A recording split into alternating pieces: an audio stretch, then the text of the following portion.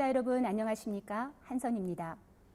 최근 한빛 원전의 안전성 문제가 또다시 도마 위에 올랐습니다. 한빛 원전 4호기에서 철판 부식 현상과 이 철판을 보호하고 있는 콘크리트 방호벽에서 큰 구멍이 발견된 것인데요. 새 정부가 추진하고 있는 탈원전 정책과 맞물리면서 원전의 안전성 문제 그리고 탈원전 이슈가 뜨거워지고 있습니다. 오늘 광주, 목포, 여수, MBC 3사가 공동으로 마련한 갑론을박에서는 원전의 안전성 문제를 짚어보고 탈원전 정책의 주요 쟁점 그리고 그 방향성과 대비책에 대해서 말씀 나눠보겠습니다. 먼저 오늘 함께 하실 분들을 소개하겠습니다. 이어서 김유창 동의대학교 인간시스템디자인공학과 교수 나오셨습니다. 안녕하십니까. 토론에 앞서 한 가지 당부드리고 싶은 것은 원전이 대단히 중요한 이슈임에도 불구하고 자칫 너무 지나치고 전문적인 용어 때문에 시청자들의 알 권리를 제대로 충족시키지 못한다 이런 지적이 있습니다. 깊이는 유지하되 가급적 쉬운 말로 설명해 주시기를 부탁드리겠습니다. 좀 전에 우리 서 교수님께서 국내 원전의 분포도 설명을 하시면서 국내 원전이 경상도 쪽에 주로 분포되어 있다 이런 얘기 해주셨는데요. 아무래도 경상도 쪽에 원전이 많이 집중되어 있다 보니까 그 어느 지역보다도 원전 문제에 관심이 많을 것 같습니다. 김유창 교수님, 부산과 경남 지역을 중심으로 원전 문제에 관심을 많이 가져오신 거로 알고 있는데요. 이번 한빛 원전의 문제를 보면서 어떤 생각이 드셨는지요? 예, 저는 안전을 한 20년 동안을 연구를 했는데 안전관리가 참 어려운 것 같습니다.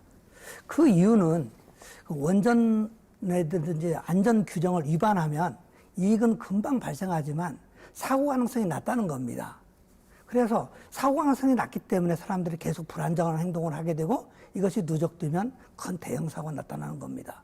원전은 이제 원전 시스템을 설계하는 분들이 안전하다고 얘기를 합니다. 제가 봐도 안전해요. 왜냐하면 5중 안전장치가 있습니다.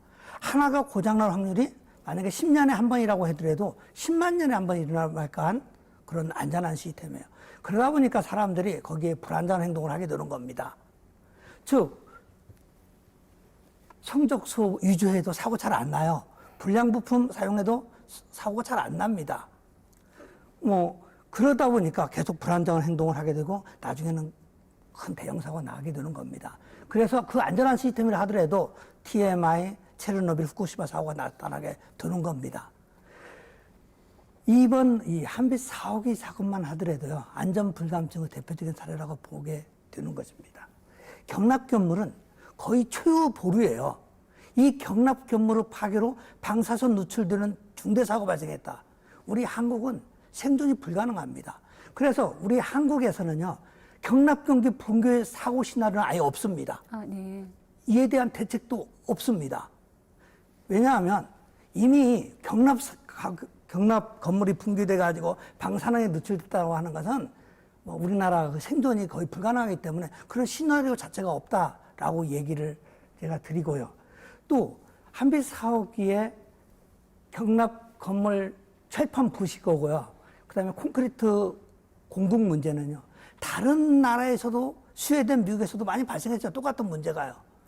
미국에서 발생한 문제들 우리가 찾아봐야 됩니다. 그리고 20년, 30년 동안 아직도 발견을 못했다. 그리고 이제서 발견했다. 예방정비기관에 무엇을 했는지 정말 궁금합니다. 이 정도 안전의식을 가지고 원전을 운영한다. 사람들이 불안할 수밖에 없다라고 생각이 듭니다. 부산에서도요. 이와 유사한 문제가 279개 정도 그래서 부식이 발생을 했습니다. 네. 그때 고리원전 본부장님께서 나와서 하는 말이 조금 문제가 있어도 방사선이 누출이 안 됐기 때문에 큰 문제가 없다라고 얘기를 합니다. 이러한 중요한 경납 건물 문제를 그냥 방사선이 누출 안 됐다고 괜찮다라고 하는 이 사고 자체가 저는 가장 큰 문제라고 생각이 듭니다. 그래서 오늘 이러한 문제들 얘기를 하면은 좋을 걸로 생각이 듭니다. 네. 탈원전 정책 조금 점검을 해볼까요? 한빛 원전의 안전성 문제가 이렇게 제기되고 있는 가운데 문재인 정부는 탈원전 정책을 표방하고 나섰죠. 그래서 이와 맞물려서 신고리 원전 5, 6호기 건설 중단 여부를 결정하는 공론화위원회도 지금 활동 중에 있습니다. 그런데 공론화위원회의 역할, 그 범위, 그리고 또 구성 과정에서 아주 논란이 뜨겁습니다. 먼저 김유창 교수님, 그쪽 지역에 계시니까 또 신고리 원전 5, 6호기에 대한 체감은 다르실 것 같은데요. 반대 입장 갖고 계신 거로 알고 있습니다. 좀 소개해 주시죠. 그 신고리 5, 6호기가 최근에 가장 뜨거운 이슈가 되는 것 같습니다. 문재인 대통령이 이제 탈원전 공약으로 당선되었고요. 그 공약에는 점진적 탈원전과 신고리 5, 6호기 백지화가 포함이 되어 있습니다. 그러나 이제 사회적으로 이슈가 되니까 대통령께서 공론화를 통해서 국민들의 의견을 들어서 공사 중단 여부를 결정하겠다라고 발표를 했습니다. 저희 시민단체 입장에서는 공약대로 하면 되지 좀 후퇴한 듯한 느낌이 들어서 실제로 서운한 감이 많습니다. 그러나 이런 공론화를 통해서 국민들의 의견을 받아들이고 또 학습을 하고 그래서 다른 의사결정을 하는데 도움이 되는데 아마 될 걸로 생각이 돼서 시민들은 이 공론화에 어느 정도 이해를 하고 있는 것 같습니다. 네. 정부의 탈원전 정책의 주요 쟁점들 한번 살펴볼까요?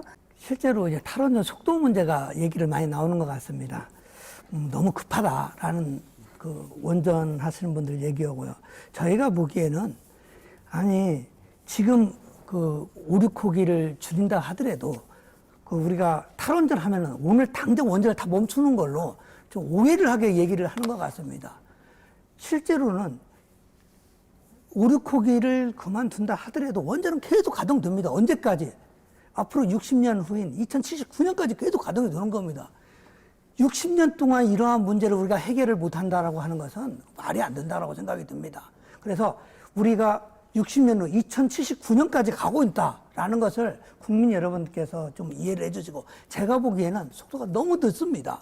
네? 네. 너무 늦어요. 그리고 실제로 이제 전력 수급 문제를 얘기를 많이 합니다. 우리가 너무 아까 얘기한 것처럼 작아요, 재생에너지가. 그러면 일단은 선진국만큼은 가야 됩니다. 20%. 20% 가는 것도 그냥 간다는 게 아니라 2030년까지 간다는 겁니다. OECD 국가 중에서 20%안 되는 나라가 있습니까? 없습니다. 일단 선진국만큼 가고 그 다음에 전력 수급 조절을 할 필요가 있다라고 생각이 됩니다. 그러니까 우리는 원전을 많이 쓰기 때문에 항상 전력 수요를 과도하게 예측하는 경향이 있습니다. 그래서 이번에 조사를 해봤더니 원전 11기를 안 지어도 될 만큼 너무 과도하게 예측됐다고 나오는 겁니다. 이거 짜집기가 아니라 옛날에 그렇게 과도하게 예측한 측면이 있고요. 또 하나, 오늘 어제 한손에 들어가 봤어요. 네. 24개 중에서 8개가 지금 놀고 있어요. 가동 중지돼 있습니다. 지금 전기가 가장 많이 필요할 때예요. 그래도 큰 문제가 없습니다. 신고리 5, 6호기 2개 없다 해서 우리나라의 전력 수요가 엄청나게 문제가 있다라고 하는 것은 문제가 있고요. 물론 20% 간 다음에 또 좀 어느 정도 조정할 필요가 있습니다. 그때 10년, 12년 동안 우리가 조절을 하면서 문제점을 찾아내도 충분하다고 듭니다.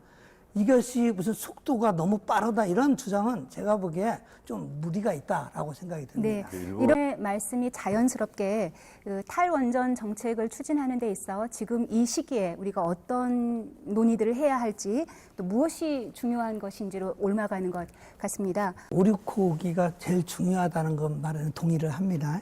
근데 많은 사람들이 신고리 5, 6호기 얘기를 하면서 경제적인 문제를 얘기를 하면 저는 이제 안전을 공부를 하기 때문에 경제적인 것보다는 국민들의 안전이 훨씬 더 중요하다고 생각이 듭니다. 옛날에는 우리가 조금 소유된 것을 조금 소유시키면서 우리가 효율을 추구했지만 이제는 국민의 안전과 건강이 제일 중요하다고 생각이 되고요. 신고리 5, 6호기를 갖다가 건설 중단을 하면은 가구당 얼마 정도 돈이 드느냐. 실제로 여러 논의가 있지만 318원, 300원 좀 넘습니다. 가구당. 그 다음에 좀 많은 데가 한 700원쯤 되는 것 같습니다.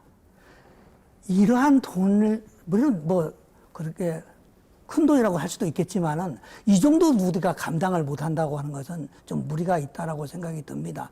실제로 한빛 1, 2호기하고 노원전, 신고리 5, 6호기, 폐로를 한다 하더라도 우리가 500원에서 1000원 정도면은 우리가 어느 정도 해결할 수 있다라고 생각이 듭니다. 그래서 너무 경제성보다는 안전, 국민의 건강 이런 쪽에 포커스를 모아져서 토론이 이루어져야 된다고 생각이 듭니다. 네, 그 탈원전에 동의한다 할지라도 그 찬성과 반대의 각각 입장이 다 일리가 있고 또 그 아주 팽팽한 것 같습니다. 저희에게 주어진 시간이 많지 않아서 마무리 말씀 삼아서 혹시 못다 하신 말씀이 있으면 차례로 얘기해 주시기 바랍니다. 김은천 교수님, 시간 많이 못 드리겠습니다. 짧게 네. 해주시죠. 네.